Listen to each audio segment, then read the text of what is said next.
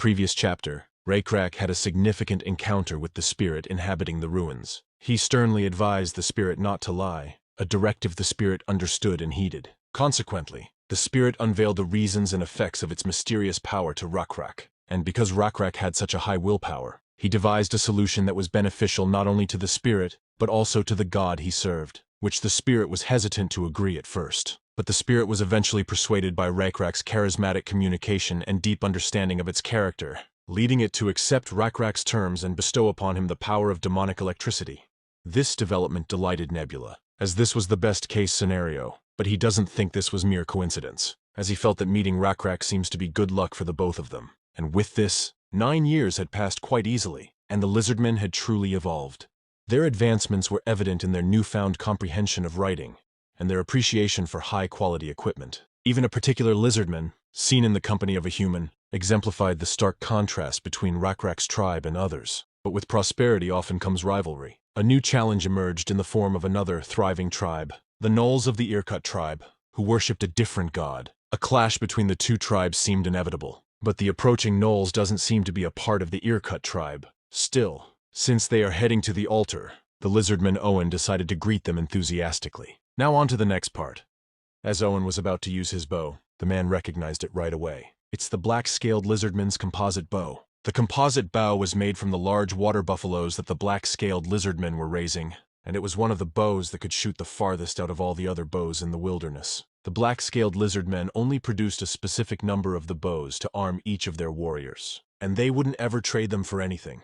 So the composite bows of the black-scaled lizardmen that others had were either extremely expensive or counterfeits. But Howie doesn't understand why Owen is taking out his bow already. It's still too far. But as if rebutting the man's thoughts, Owen didn't hesitate to take his shot, and the distance between him and the Gnolls was still over 100 steps. So the Gnolls, who were marching with their heads down, hadn't spotted Owen. And only as the bowstring was released did one Gnoll catch a fleeting glimpse of Owen, but it was too late for any defensive action. Luckily, the arrow just struck the ground amidst their ranks, and clueless of the arrow's true nature, the Gnolls initially mistook it for a regular misplaced shot, and so the leader shouted to alert his mates of an enemy attack. However, he soon realized that his attempts were futile. He was already too late, as he could already feel the chills rush through their bodies, making their hairs stand. And suddenly, an intense burst of thunderbolt descended from where the arrow had been, which in turn made the Gnolls close their eyes, but their eyelids didn't completely shield them from the intense light, and then the electricity soon reached them,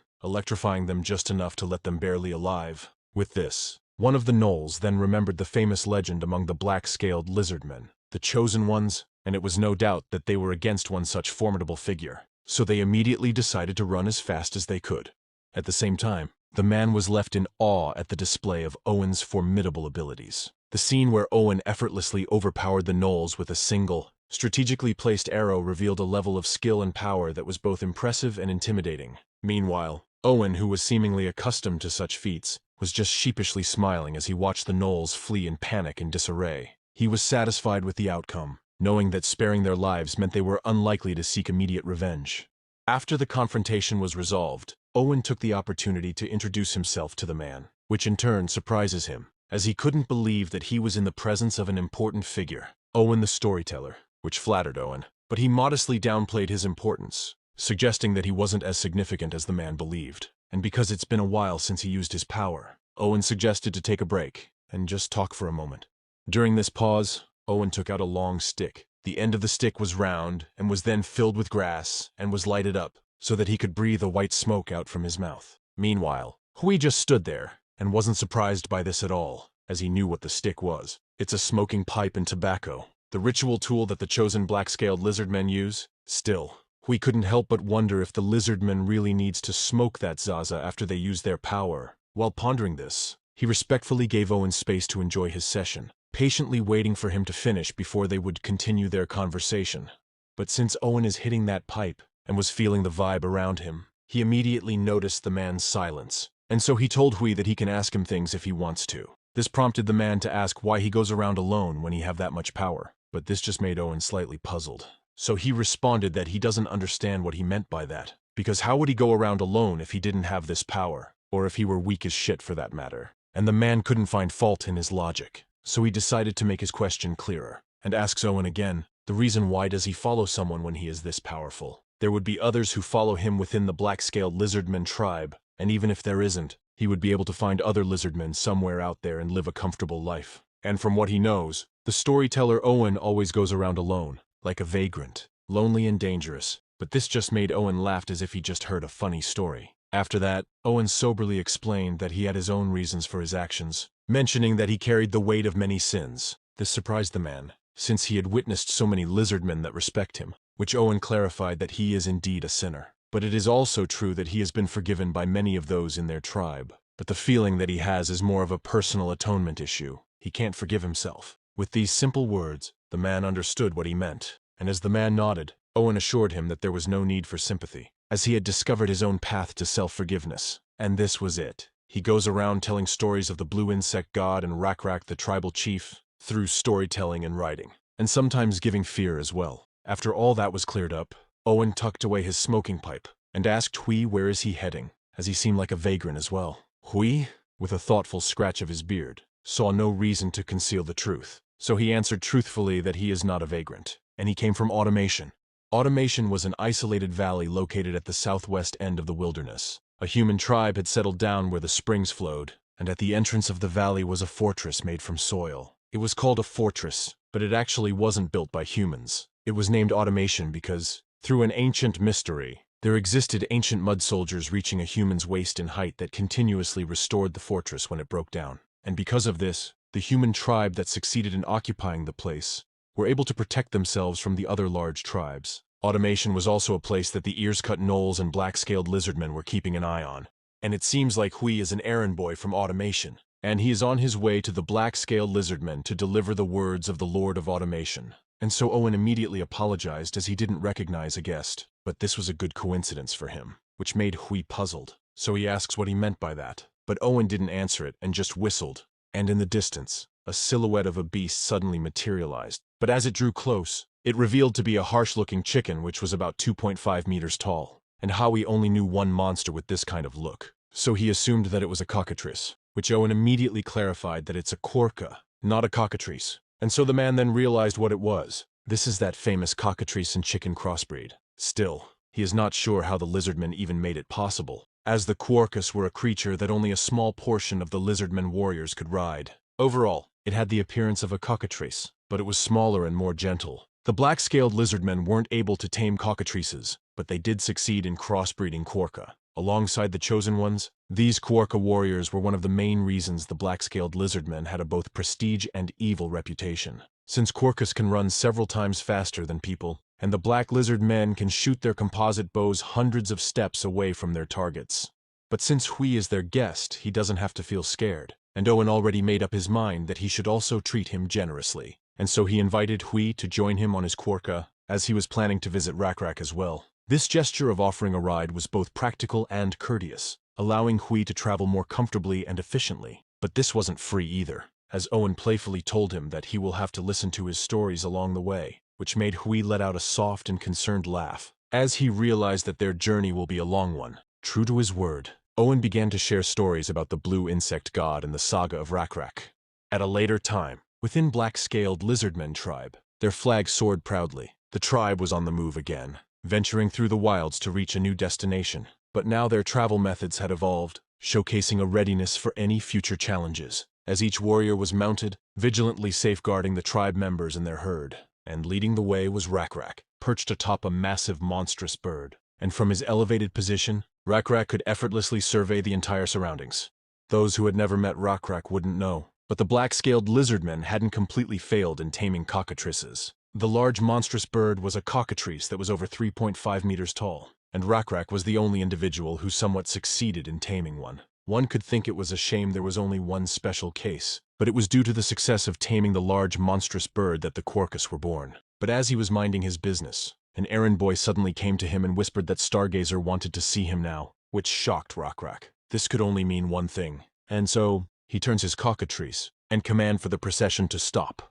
As RECAPS shouted, each lizardman warrior in the middle of the other processions repeated his words to all the other lizardmen. The processions of black-scaled lizardmen that were large enough to make dust clouds instantly stopped at RECAPS' orders. While RECAPS immediately went towards where Stargazer was, And as RECAPS got down from the large monstrous bird, Joel, who was following behind him, came down from her korka and asked what's wrong, to which RECAPS explained that Stargazer had requested to see him, while also saying that his life is on the line, which Joel understood, so she lets RECAPS be. But she couldn't hide her emotions, remarking that it would be a sad night, which RECAPS was well aware, and that old wise man has correctly predicted the days ahead of them as well as his own. So he thinks that Stargazer will be correct again this time. And so RECAPS continued to walk to Stargazer. The old lizardman had done a lot for RECAPS and the black-scaled lizardman. He went by many names because he refused to respond to only one name. But now, he was most commonly referred to as the Elder by the tribe members, as Stargazer had first led RECAPS and his clan from the hill with the tower all the way to where the frogmen had initially settled down, and after that, he led them to more places farther away. And RECAPS had learned how to look at the stars from him. So the two always talked about stars. Stargazer even named the stars, so others would be able to learn as well. And as a result, the warriors, herbalists, and buffalo herders all learned how to read the stars to prevent getting lost. Before, the lizardmen had always learned about the earth and believed that the earth provided them with everything, and thus they weren't too keen on learning things about the sky. But as time passed, they came to realize that knowledge about the sky was useful. Those who went away from the tribe and got lost found their ways back by looking at the stars, and those who wanted to sleep by the rivers looked at how low the birds flew, and by the movement of the stars, the lizardmen were able to know when flowers bloomed and when plants withered. The intelligent black-scaled lizardmen wanted to gain more knowledge of the earth and the sky, so they would go to Stargazer to discuss and explore more about where the stars came from, how the positions of the stars had changed, and how they would change in the future. And oftentimes, the end of another busy day would find RECAPS sitting down with Stargazer, tired but with a languid look on his face. Stargazer would sit with his back hunched but his eyes shining, and they would exchange questions and answers between them. RECAPS used to give gifts to thank Stargazer for continuously teaching the young lizardman about his wisdom, even though he was old and tired. But Stargazer always turned the gifts down with a wave of his hand, believing that he couldn't accept this considering all that the tribal chief has done for him, as the tribal chief was the one who accepted him even when he was a vagrant. In response, RECAPS insisted that there was no need for thanks. He pointed out that it wasn't just him who had welcomed Stargazer, but the entire tribe had accepted him. While Stargazer agreed with RECAPS' sentiment, he still felt indebted to at least one person, and suggested RECAPS to take the gifts back. And Stargazer was good with words, so it was hard for RECAPS to win an argument with him. However, RECAPS was quick-witted. He would quickly hide his gifts in Stargazer's tent when Stargazer wasn't looking during their conversations. And when Stargazer found these gifts and brought them back to RECAPS, asking where they came from, RECAPS would say he knew nothing of them. They spent many years making these small jokes, but RECAPS suddenly realized that these small jokes would come to an end, and he felt like a part of his heart was tearing apart. Then as RECAPS entered Stargazer's tent, a herbalist who was beside Stargazer's bed got up. In turn, he immediately inquired if Stargazer was okay. Respectfully, the herbalist answered that the elder has lived a very long time and is very exhausted now. And with Stargazer's eyes half closed, he opened his mouth and added that he is also tired. As he had studied a lot and taught a lot of people, he has traveled back and forth, here and there, even to places he has never been. He has lost an arm, got kicked out, and remained as a loner for a long time. There will always come a time when they become extremely exhausted. As far as he knows, there's only one cure to this illness, and that is to sleep forever. And RECAPS just slowly nodded and admitted what he hadn't wanted to admit, and sat beside Stargazer. And all that remained in the tent was RECAPS, Stargazer, and a torchlight flickering in the background, setting a somber tone for their conversation. And so RECAPS started the conversation by casually mentioning that he had heard that Stargazer wanted to see him. Prompting Stargazer to explain that was because he wanted to indulge in some extravagance before he leaves. This puzzled RECAPS, so he asked what he meant by that, which Stargazer replied that he thinks time is very valuable. He has lived his life without greed and tried to take as little as possible of what belonged to others, but this is his last moment, so he wanted to steal time from the busiest lizardmen in this tribe. This made RECAPS laugh. Still, he doesn't think Stargazer would have called him just for one last joke, which Stargazer confirmed, and disclosed the real purpose behind summoning him, and that he has a question, one that only RECAPS was deemed worthy enough to answer. But before posing his question, he told RECAPS to think of it as a question not for Tribal Chief RECAPS, but for High Priest RECAPS, the first chosen one, and the one closest to God, which RECAPS understood, so he asked Stargazer to proceed. And so Stargazer started to inquire what happens after death. Currently, The lizardman tribe was journeying through the wilderness when they were compelled to halt abruptly. The reason for their sudden stop was the critical condition of Stargazer, one of their esteemed elders, who was on the brink of death. In these crucial moments, Stargazer requested a private audience with RECAPS. He sought to have a profound conversation with the tribe leader about a deeply existential question: the nature of what happens after death. This request marked a significant and reflective moment for both Stargazer and RECAPS, as they prepared to delve into the mysteries of life and the afterlife. Now on to the next part.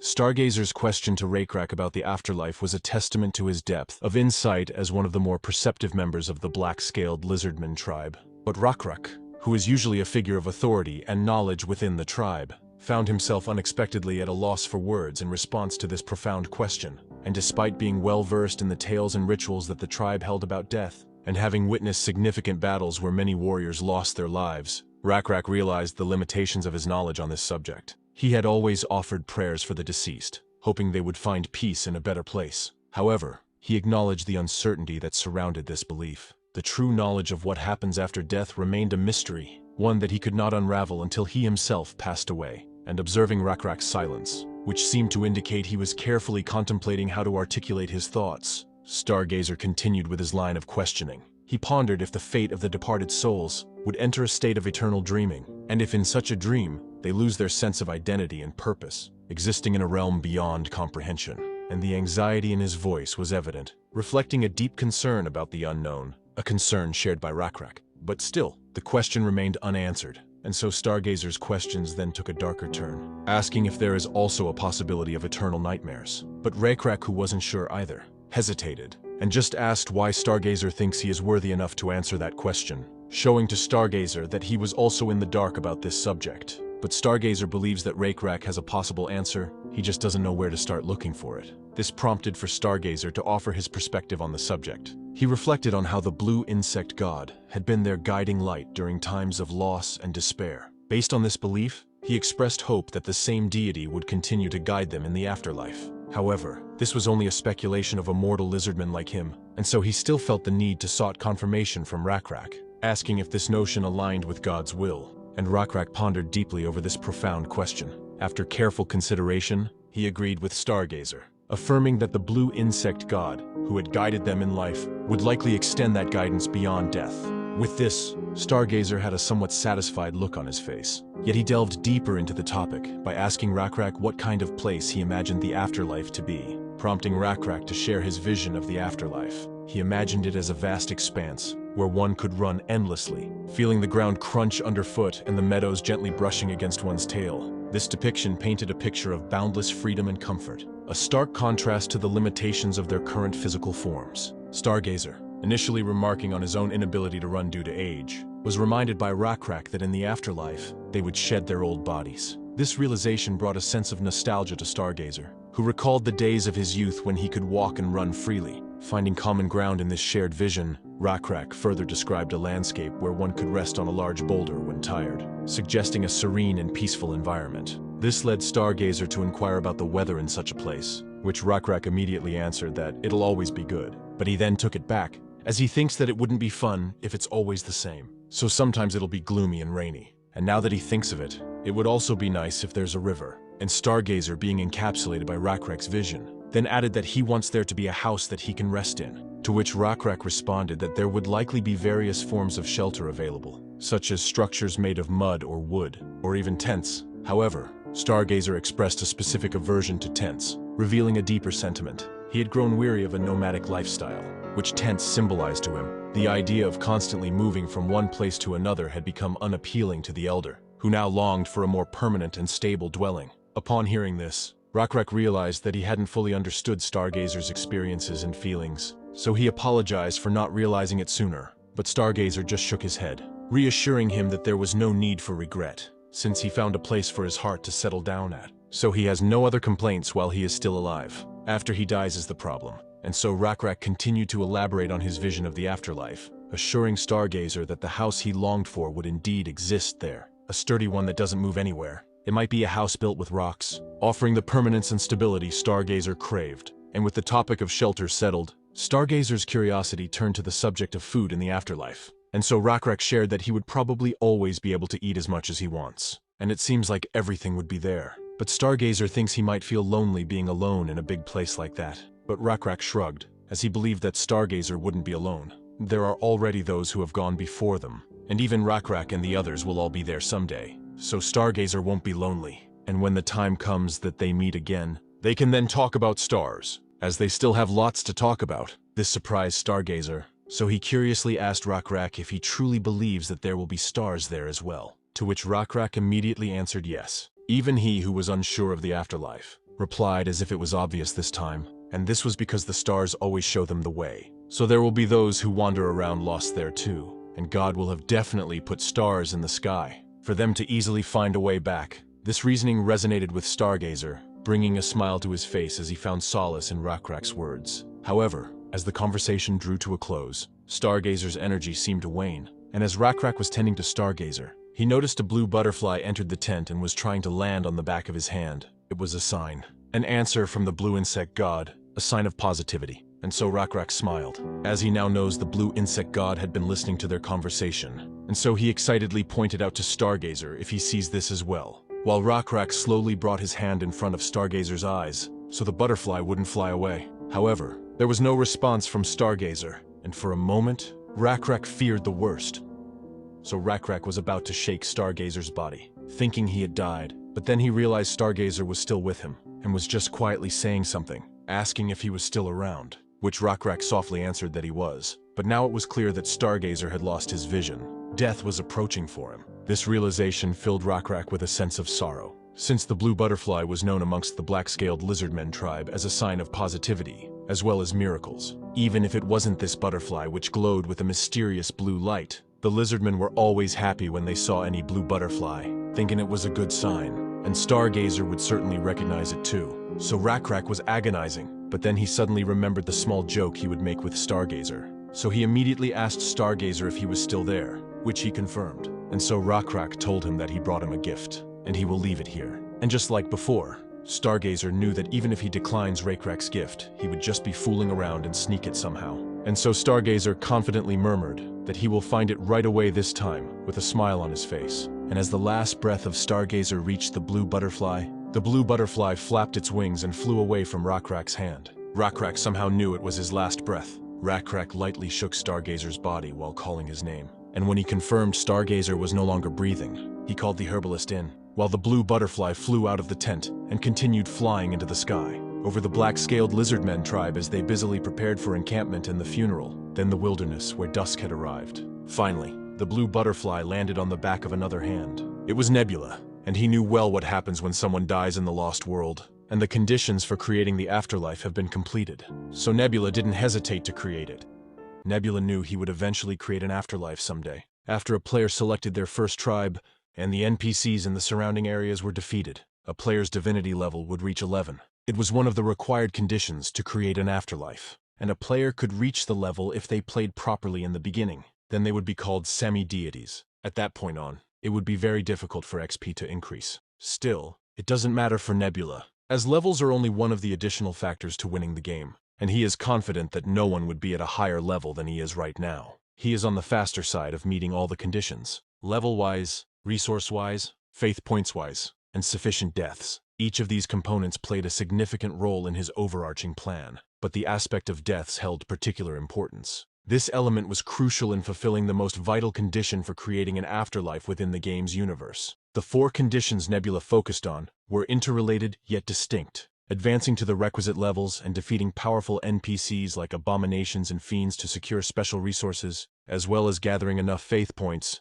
were relatively straightforward tasks. However, the last condition, related to death, was more enigmatic and complex, because once there were enough deaths of individuals that believed in the player, then the condition was known to be met. However, the specific formula for figuring out how many had to die was not provided in the Lost World, so the players had to make the calculations and figure it out themselves. There were cases where the condition wasn't fulfilled no matter how many had died, and there were cases where the conditions were easily met after the death of only a few individuals. Some say that it depends on how much faith points the individual generated, but that doesn't necessarily add up to Nebula, so he can't figure out what it is. But he has already met the conditions, so he chose not to be bothered by it further, and just focus on what up ahead. With this in mind, Nebula then opened the World Creation Helper version 2. He knew there would come a day where he would create an afterlife. So he had been modeling different kinds of afterlife he wanted from time to time using the World Creation Helper version 2, which was provided by the Lost Worlds system.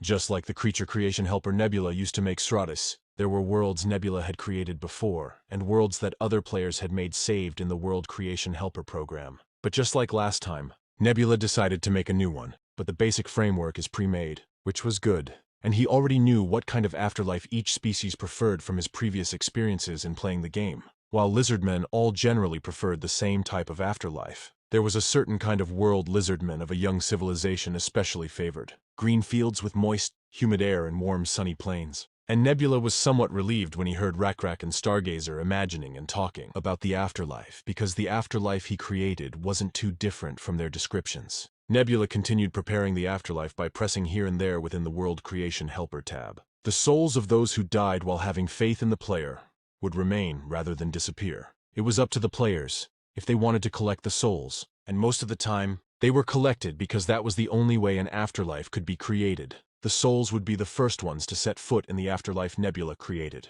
and he couldn't just pass on this opportunity, since the afterlife was a very important element within the Lost World, as it was a factor in determining the view of life after death for those who believed in a god. For example, if an afterlife of hell was created, a god could show priests the image of hell through dreams. The priests would then learn from the dreams that those who were wicked would receive eternal punishment, and they would then spread that fact to the other believers. That way, the priest can tell the believers to uphold morality and ethics, but there's another way to compel them to do so. The concept of hell could be changed depending on a player's abilities and utilization. There were multiple ways to inform believers of what could make them go to hell. Players could have priests tell believers that doing bad things would land them in hell, but they could also have believers think that attacking a certain species or insulting a specific god could lead to the same fate. This type of gameplay was common in the Lost World. It was also common for the concept of heaven to be used together with hell. But there would be no reason to believe in a god if hell was the only destination after death, since punishments should always be paired with rewards. And it was also possible to create a world where the believers believed that they would go to heaven if they attacked a certain species or insulted a specific god. And it was more than a matter of faith, since this actually happened in the afterlife. But it wasn't possible for Nebula to create an afterlife of heaven and hell just yet, as he would need at least 2 afterlives, but he can only make 1 right now. And reincarnation is also difficult, because there would need to be judges. As a result, Nebula was only able to create a type of afterlife called different worlds, and this particular afterlife is useful and a commonplace throughout history, such as Valhalla, Water of Forgetfulness, Styx, Limbo. They're all different from each other, but they all indicate worlds you would go to after you die. These worlds weren't necessarily individual worlds on their own, but more often used as spaces leading to other afterlives. However, these weren't the only purposes for these worlds. Even in Valhalla, the afterlife was like a training place for warriors getting ready for Ragnarok. Afterlives can really differ depending on how the players want to use them, and now that he thinks about it, there was a time he even won by utilizing the afterlife. But he did just got lucky though, and that is because souls would be immortal as long as an afterlife existed. It was hard to make use of the knowledge or powers that the souls possessed, because it consumed a lot of faith points. But as the game progressed into the later stages, the souls would become very helpful to the players. Nevertheless, there's no need to rush from the start. Many things are still in their inceptions, and so he decided to think flexibly, and just went through the next step, and that is to name his newly created afterlife, which he didn't hesitate to name it The First Prairie. It was a working title, allowing possibility for future expansion. Then the first prairie that was visible in the World Creation Helper appeared below Nebula's feet. Nebula opened his possessions window and scattered all the souls into the first prairie. Hundreds of souls turned into blue wandering butterflies, and they landed on the grassland. As soon as the spirits that believed themselves to be butterflies landed on grass, flowers, and dirt, they remembered they used to be lizardmen and turned back into their original forms before they died. But in the first prairie, they realized they weren't injured, exhausted, or had deadly diseases. Meanwhile, Nebula concealed himself. There was a soul that Nebula needed to guide personally, and that is Stargazer, who is in a serene slumber upon a lush grass meadow. His rest so deep it was as if he had been craving it for ages. Unexpectedly, a gentle tingle on his snout stirred him awake. He thought he would be forever sleepy, but when he opened his eyes, he felt refreshed. Lying down, his arms, legs, and tail moved as he wished. He never thought that the pain in his joints would ever go away, even in a dream. With this, Stargazer sat up. Immediately, he was presented with an astonishing view, where at first he thought it was a dream, but as he felt everything in his presence, he denounced the thought, as he was now certain that all of this isn't a dream. It was a green grassland, a gentle wind swept past, and Stargazer felt the humid but cool air on his nose. He thought his nose felt cold at first, but soon felt the warmth of the sun on his face. All was good. Then Stargazer easily remembered the last conversation he had with RECAPS. The conversation seemed like it had been a dream, but at the same time so very real and vivid. As he reflected on their exchange, his eyes sparkled with realization. RECAPS had been right. This was the prairie they had envisioned together.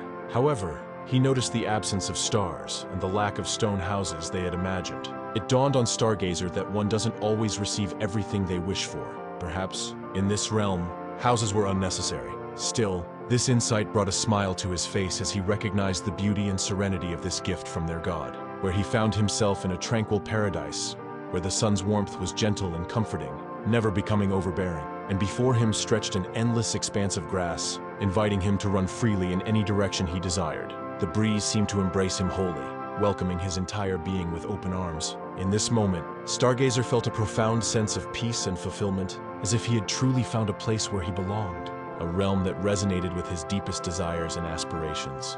Previous chapter, after having a conversation with RECAPS, Stargazer, a respected elder and one of the chosen among the black-scaled lizardmen, passed away due to old age. His demise brought the tribe's journey through the wilderness to a solemn halt as they paid homage to his life and contributions. Recognizing his importance both as an elder and a guide, the tribe took time to honor his memory and legacy. In a significant turn of events, Stargazer's passing fulfilled the last condition necessary for creating an afterlife in the game. Seizing this pivotal moment, Nebula promptly acted to bring the concept of an afterlife to fruition. He crafted First Prairie, an ethereal realm envisioned as an expansive field of endless grass under pleasant skies. This serene and picturesque afterlife became a welcoming haven for the souls of the departed lizardmen, offering them peace and tranquility in their eternal rest. Now on to the next part.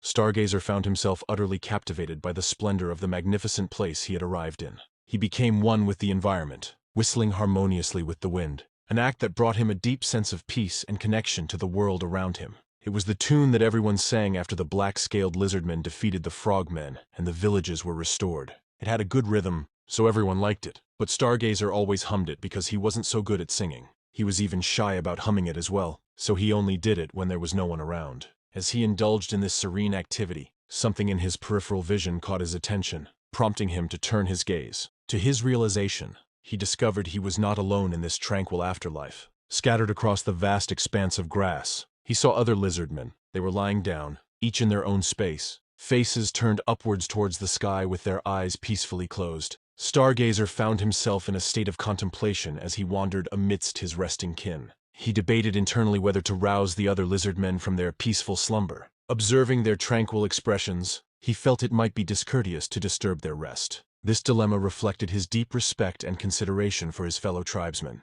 But as he looked at them closely, Stargazer recognized several familiar faces among the resting lizardmen. One in particular caught his eye, a young warrior who had left an indelible mark on his memory. This young lizardman had played a crucial role during a critical moment for the black-scaled lizardmen, when they faced an attack from a goblin tribe significantly larger than RECAPS' clan. Stargazer vividly recalled the harrowing encounter. The goblin forces had managed to split RECAPS' clan into two, isolating RECAPS at the front and Ur at the rear. Both leaders swiftly rallied their warriors and mounted a fierce resistance. However, the most vulnerable members of the clan, the children and the elderly, found themselves dangerously exposed in the midst of the chaos. It was during this moment of crisis that the young warrior, whom Stargazer now observed in peaceful rest, had made a significant impact. His bravery and actions during the attack had been instrumental in safeguarding the lives of those caught in the middle of the conflict. As the young warrior had learned arithmetics, he now can understand that it was logical to sacrifice one life to save many others.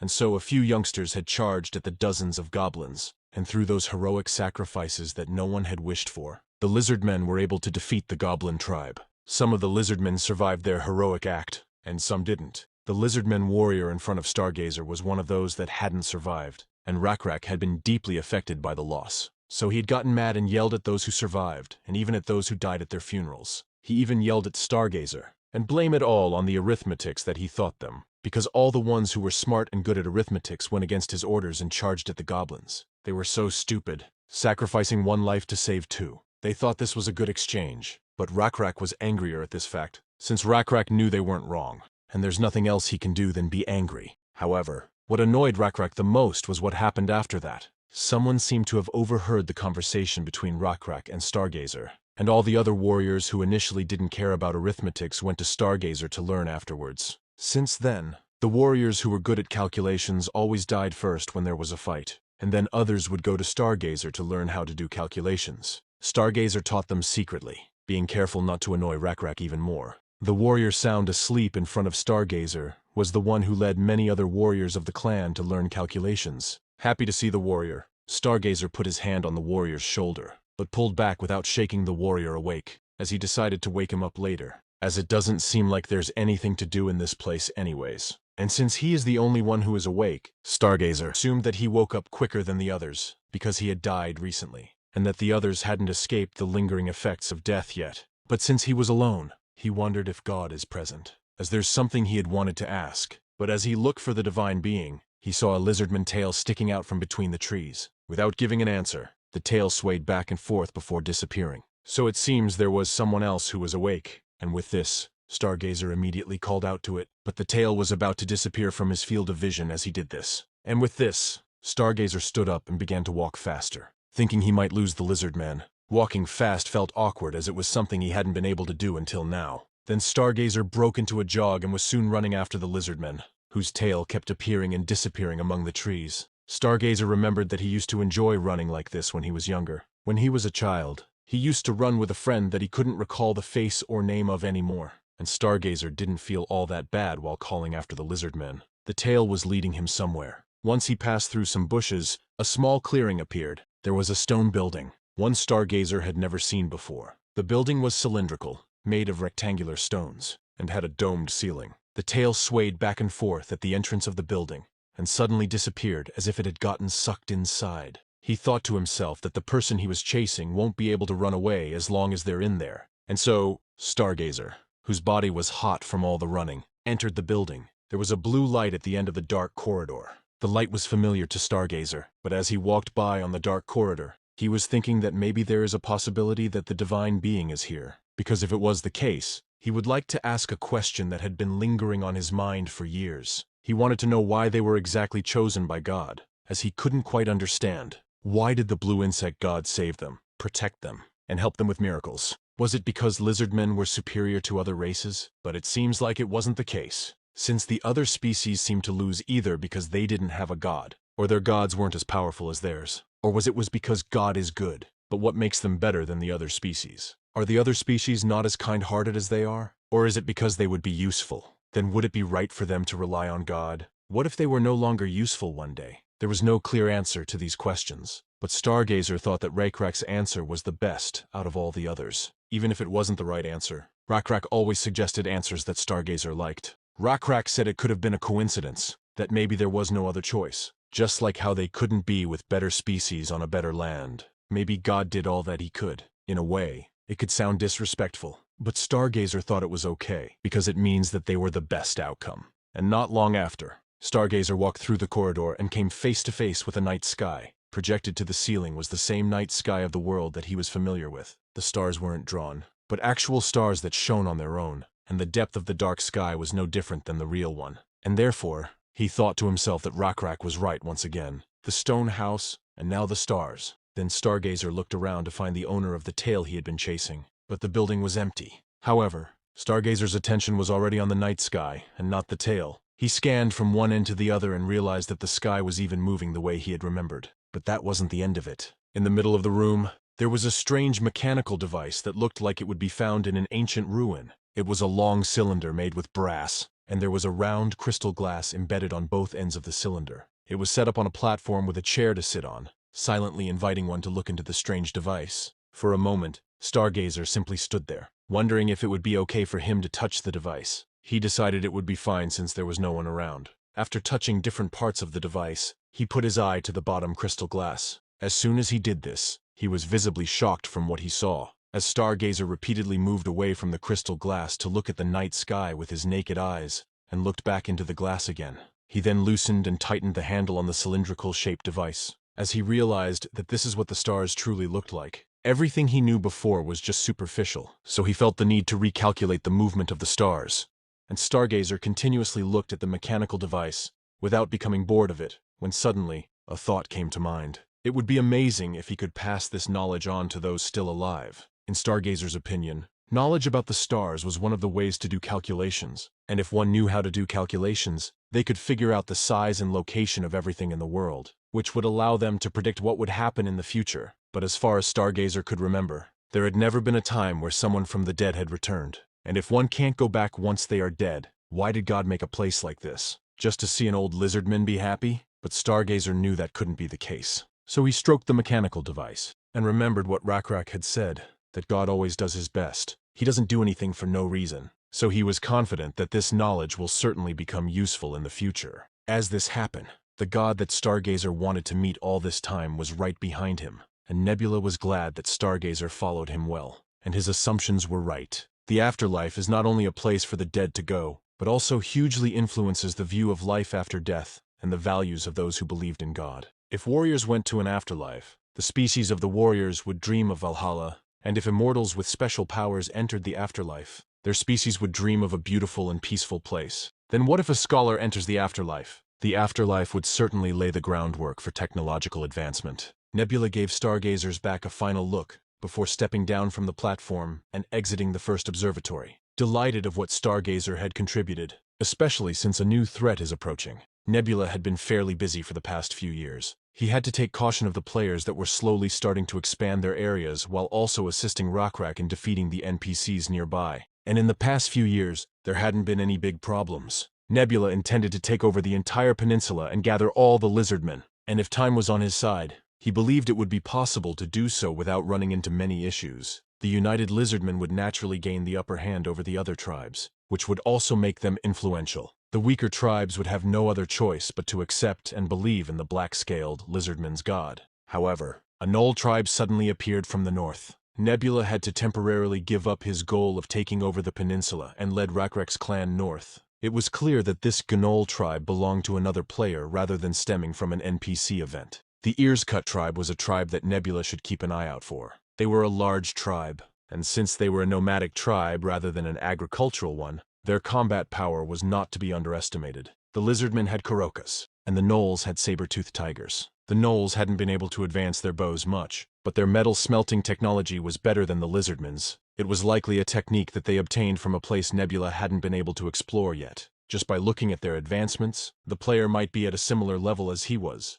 They also might have created an afterlife as well. But this wasn't anything out of his predictions, and there were many ways to deal with the situation. The most important thing at the moment is that he is still on the faster side of meeting all the conditions, and he already made many preparations for war with the players. And now that his afterworld is progressing quickly, he can gladly prepare to welcome this player with open arms.